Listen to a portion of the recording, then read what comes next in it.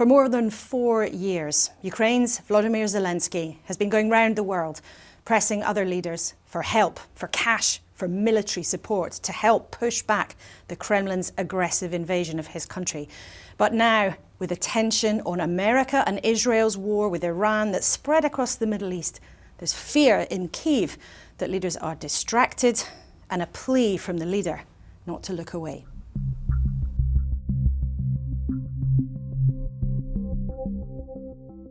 Mr. President, you are now leading your country into a 5th year of war, but there is war in another part of the world now too. How worried are you that the conflict in the Middle East will turn people's attention away from what's happening in your country?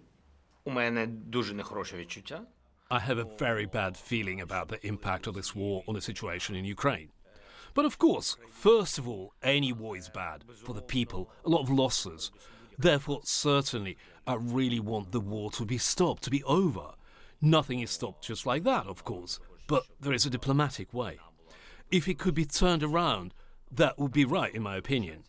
As for the influence of the war in the Middle East on our state, on our people, of course, there is a shortage of fuel in the world, and everyone is talking about it today, and this is a problem for us.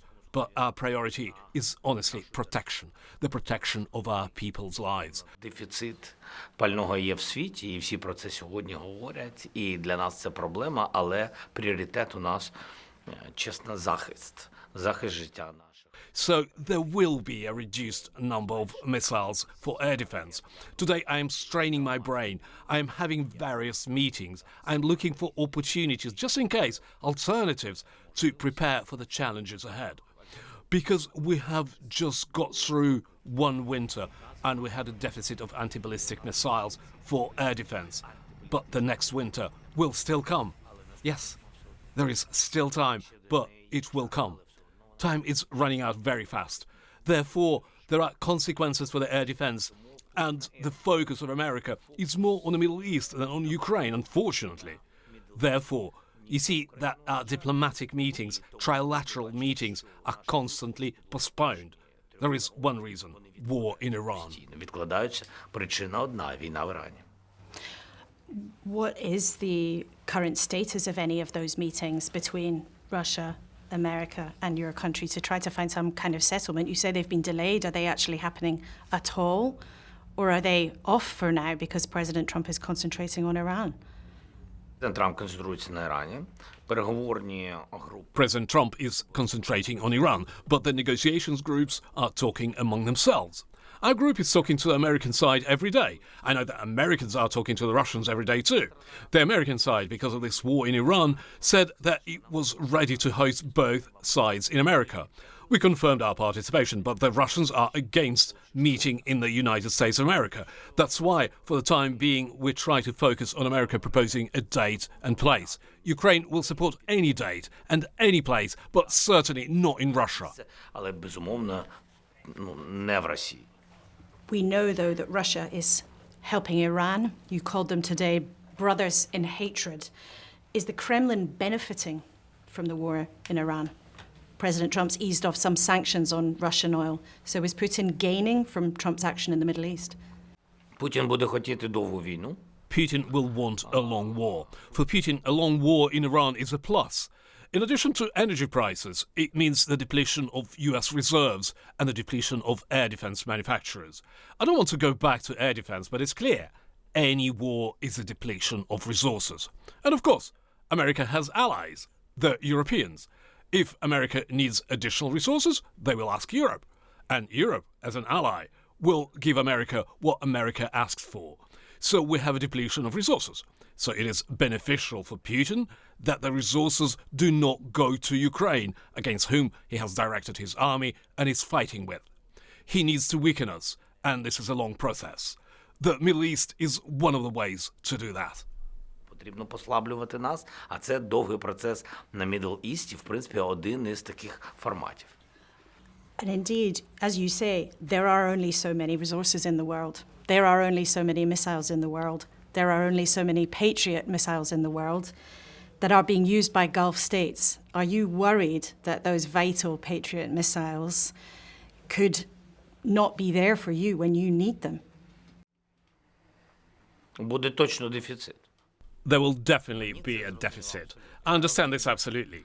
I understand how Pact 2 and Pact 3 are used, how they're used in the Middle East. It's my clear understanding that at the beginning of the war, the Middle Eastern countries threw absolutely everything to destroy the drones using Pact 3, because they work against any air target. And I absolutely know that the question now is when will all the stockpiles in the Middle East be exhausted? And today, America produces 60 to 65 missiles per month. Imagine, 65 missiles per month is about 700 to 800 missiles per year produced each year, yeah? And on the first day in the Middle East war, 803 missiles were used. Було витрачено 803 ракети. So what will that mean for Ukraine if those missiles are all depleted? Виклик. A challenge. Ще один виклик. Another challenge. To look for opportunities to negotiate with manufacturers, to work with different partners, to talk to Europe again, while understanding that they gave us as much as they could and left a certain amount for themselves. But Europe will need to help us. I understand that sometimes it may sound a little arrogant. I apologize. This is a question of life itself. Може, трішки нахабно, я прошу вибачення, це питання про життя. What would you say then to Western leaders now? You're in more jeopardy than just a few short weeks ago. Збиратись силами. We need to gather our strength. Unity is number one. Speed is number two. Not to compete about who has made a contribution to civilization and to the development of history. Because now we have people living. We live now. Children now. People have grandchildren now. All this is now. We are talking about what is now and what will be tomorrow. You have to act very quickly. Those who are strong must help the weak. Those who are technological share their technologies.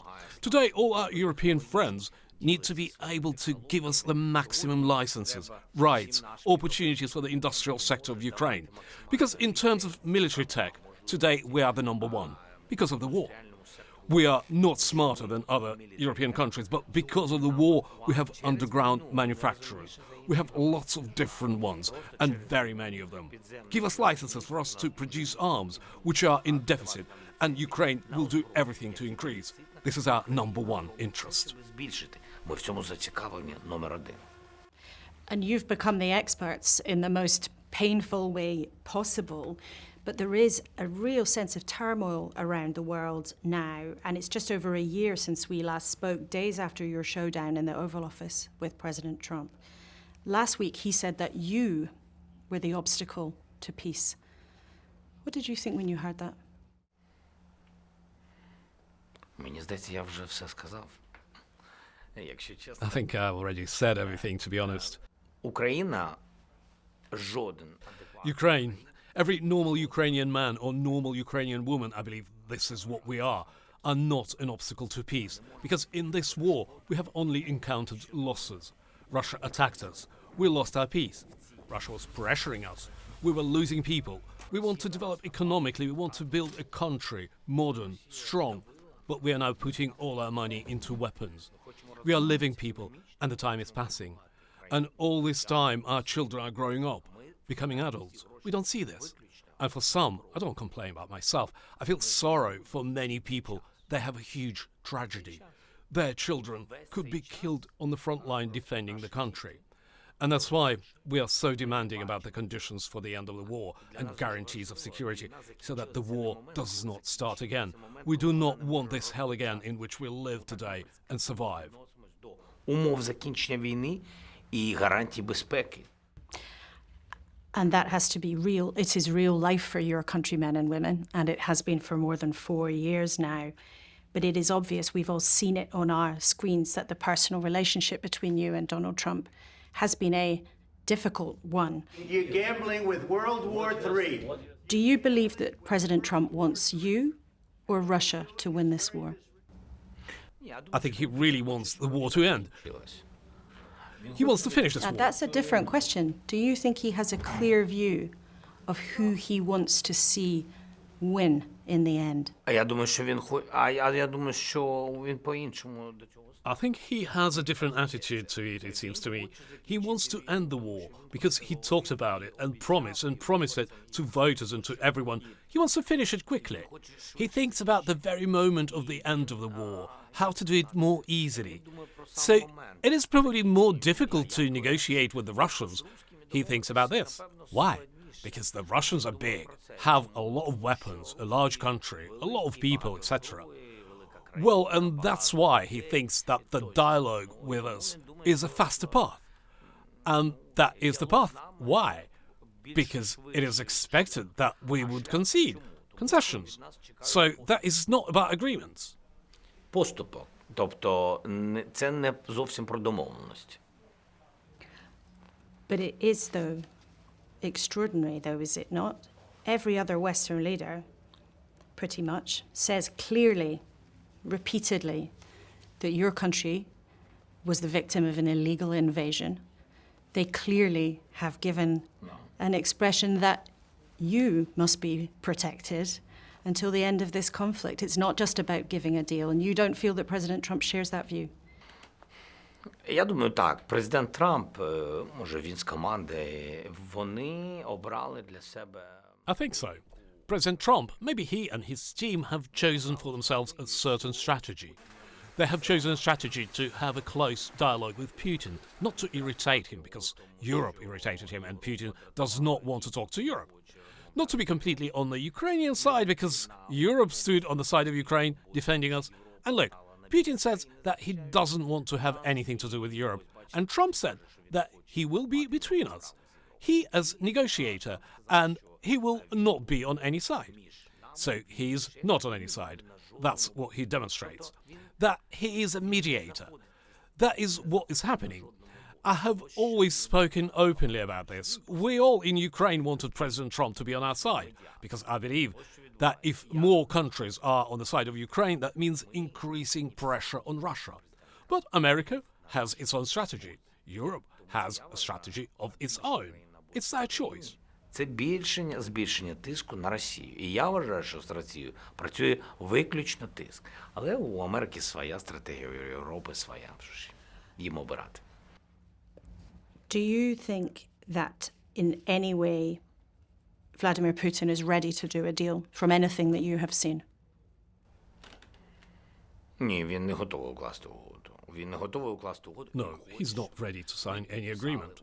He wants us to sign an ultimatum with all those future risks that he understands, by the way. He understands that just our leaving Donbass for sure means dividing our society. He understands that if there is a division in society in Ukraine, it can be used against us. And it has already happened, not just once in our country. We are focusing on uniting our society using these or other steps, and he's focusing on dividing. Why? A divided country is a weak country, and he could introduce whatever he wants and to continue with further occupation. Продовжувати окупацію. And you will never do that. You will never accept that for as long as you're president of Ukraine. Я президент України. I am the president of Ukraine. How can I agree to such things?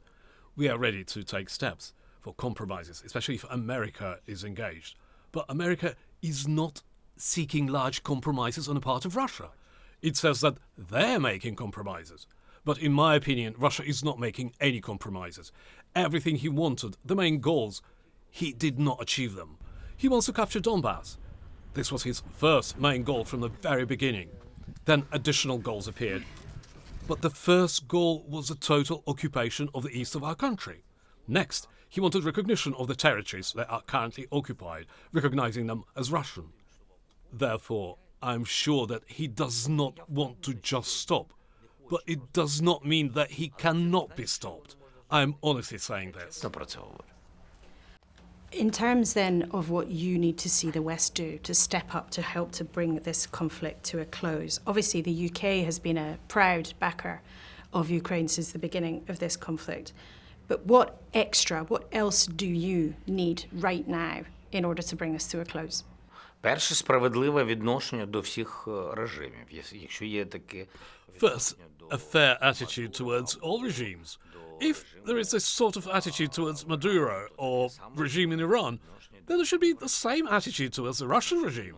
Because the attitude of those people towards the policy of the West, or towards human rights, towards freedom, or their threats to use nuclear weapons and other types of weapons, they just don't differ. I always believe that with any issue, one must be honest, open and fair. Just be consistent. Чесними, відкритими і справедливими. Тобто однакове відношення. So you would like America and European allies to go and take out Putin like the Americans took out Maduro in Venezuela, like the US and Israel are now going after Iran? Ні, я вважаю, дивіться. No, I believe, look, that will be step 2, removing the problem or removing the regime. But I am talking about the first step. I am saying step 1 is when people try to solve the issues diplomatically. So the first step to solve problems diplomatically should be the strong one, to give Putin the same conditions as other regimes. Speak with him, meet and say, look, you kill people. You illegally kill people. You are on other people's territory. You have killed a large number of people and you continue with the war. You are threatening to use nuclear weapons. You say openly that you will use nuclear weapons if something in the war is going against you. What do you mean by that?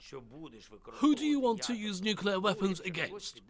How is this regime different from Iran? Проти кого ти хочеш використовувати ядерну зброю?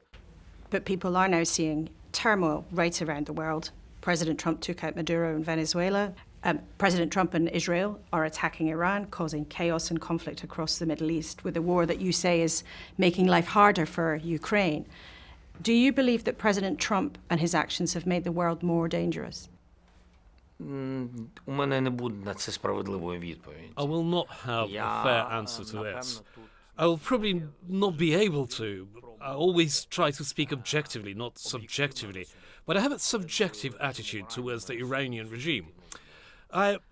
We went through, we went through difficult relations with Iran, a dialogue with Iran, with Iranian officials. We went through difficult times, and we were only losing things. We didn't do anything to them. They shot down our plane, killed our passengers, the crew of their plane. People died. They did not admit it. They did not let the experts in. Then a full-scale war started. They handed over the Shahed drones to the Russians and were killing our civilians. I wanted to stop all that. I asked them. They promised that there would be no more than one batch of drones, and they carried on lying and giving weapons. That's why I think of them as accomplices of Russia.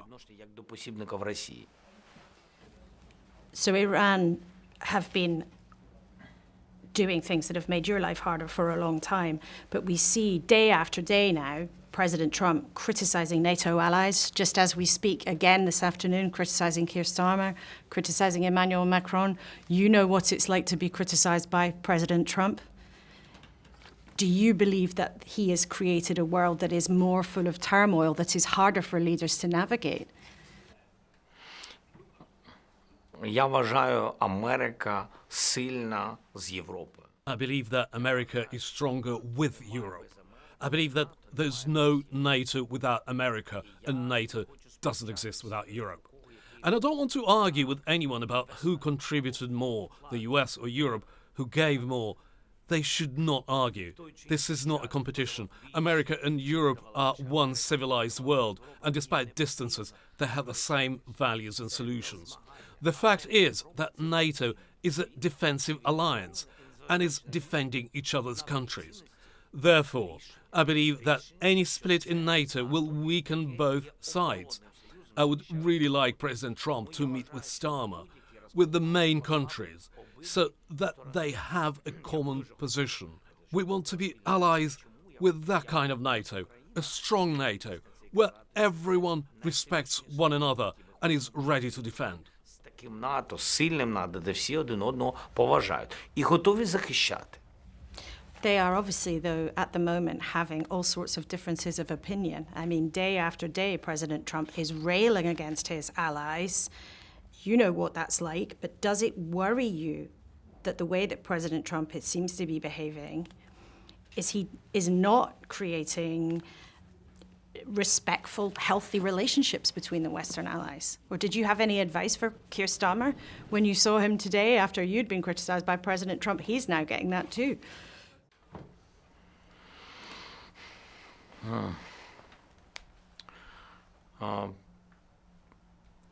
Британія, United States – це, на мій погляд, головні союзники.